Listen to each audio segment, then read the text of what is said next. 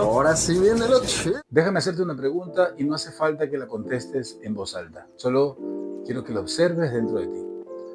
¿Alguna vez has conocido una persona que no hace falta que grite o que presione al hablar, pero que una vez termina su interlocución, tú estás pensando diferente? No lo sé, tú dime. Y cuando te hago esta pregunta, quizás tu mente responde rápidamente o quizás no. Quizás ha traído ya a la mente la imagen de alguien o una sensación. Y esto que acaba de pasar es algo más importante de lo que parece.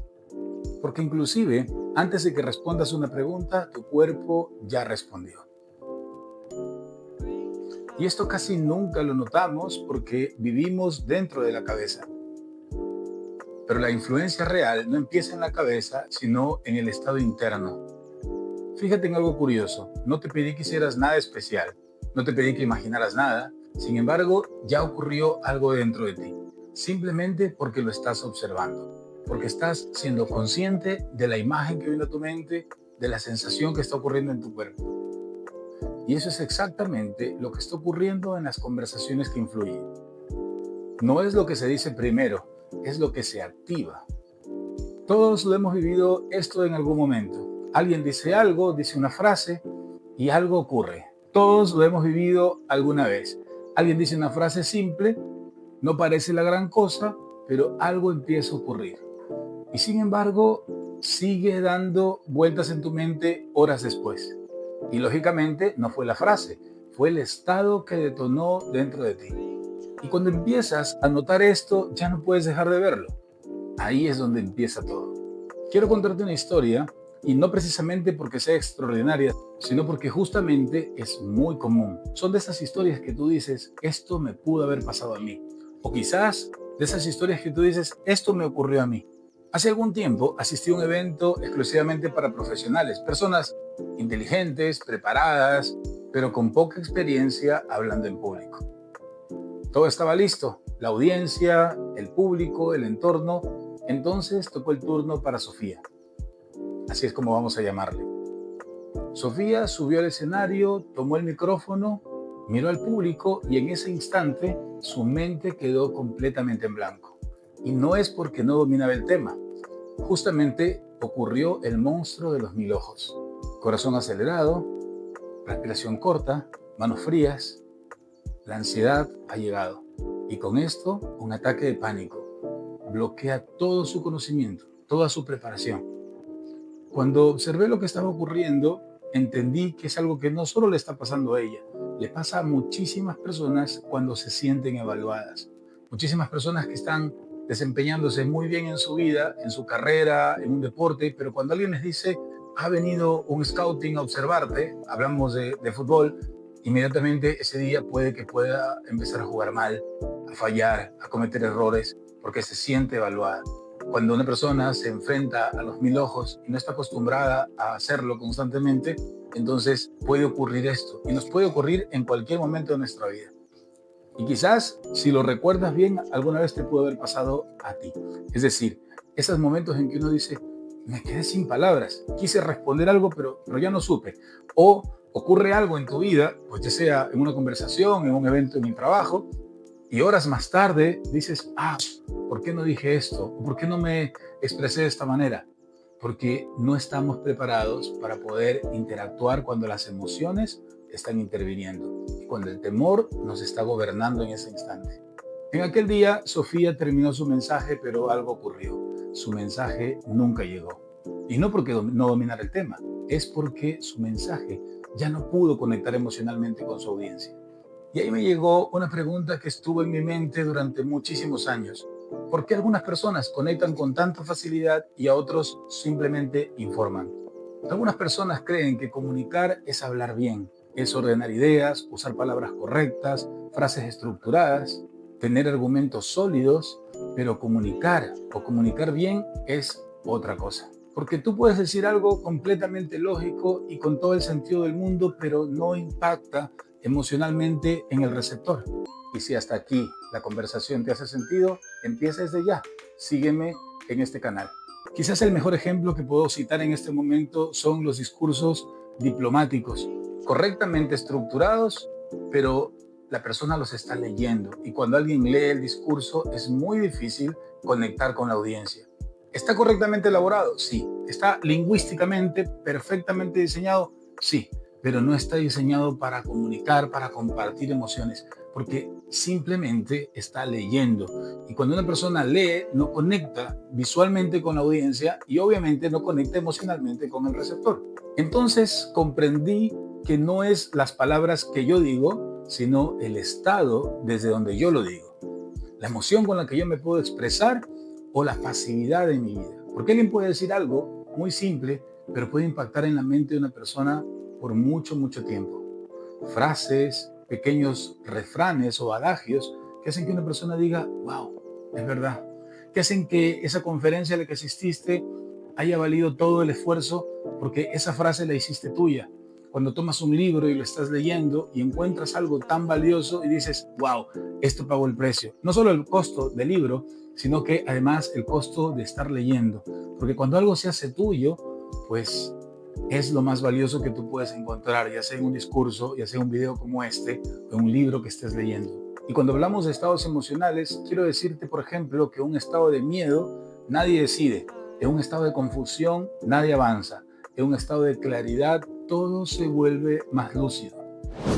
Y aquí está el error que nadie ve, el error que cometen las personas que no tienen el entrenamiento suficiente en ventas o en negociación. Es pretender explicar algo desde la parte lógica, desde la parte que razona, cuando las decisiones las tomamos desde la parte emocional. Y el inconsciente no entiende de argumentos, solo entiende de sensaciones, entiende de experiencias. Y cuando descubrimos esto, inmediatamente todo cambia. Y desde ahí ya no te obsesionas por decirlo perfecto, sino por decirlo desde el estado emocional en el que quieres transmitir. Y es aquí donde entran los códigos, porque los códigos no convencen, organizan el estado de la experiencia interna. Y aquí es donde muchísimas personas se confunden. Cuando escuchan la palabra persuasión, creen que es manipulación. Y quiero dejar claro esto desde ahora. Un código de persuasión no es manipulación. La manipulación forza, empuja hacia donde una persona no quiere ir. Y un código hace justamente lo contrario, organizar la experiencia interna para que la decisión surja sola, surja desde la claridad mental. Es por eso que se siente tan natural. Y ahí surge lo que siempre decimos, odiamos que nos vendan, pero amamos comprar. Entonces, un código no es una frase hecha que puedes imprimir. Es una estructura, es la forma invisible, cómo entran las ideas a la mente. Es un estado de ritmo. En palabras más técnicas, es el estado en el que se dicen las cosas. Cuando un código está bien usado, inmediatamente atraviesa el factor crítico, es decir, la mente consciente se relaja, el cuerpo se siente cómodo y algo que conocemos en programación neurolingüística como pacing, el acompasamiento, ocurre. Es este acople que ocurre entre el receptor y el emisor, incluso antes de entender por qué. Cuando entendí esto, inmediatamente dejé de intentar convencer y empecé a crear experiencias. Y ahí cambió todo. Y esto es exactamente lo que estoy desarrollando en el libro que estoy escribiendo. Porque los códigos no se memorizan, se integran. Ahora quiero mostrarte uno de los códigos más simples, pero más poderosos porque es uno de los códigos que más deberíamos usar en persuasión. Y permíteme hacerlo ahora contigo. Mientras escuchas mi voz, tal vez estás sentado, estás respirando, y sigues aquí. O si me estoy dirigiendo a una audiencia, voy a decir 2 o 3 cosas que su mente pueda verificar y decir inconscientemente es real. Es decir, ahora, mientras me escuchas o mientras respiras y me estás escuchando, su mente verifica, es verdad, respiro, por lógica, y estoy escuchándolo.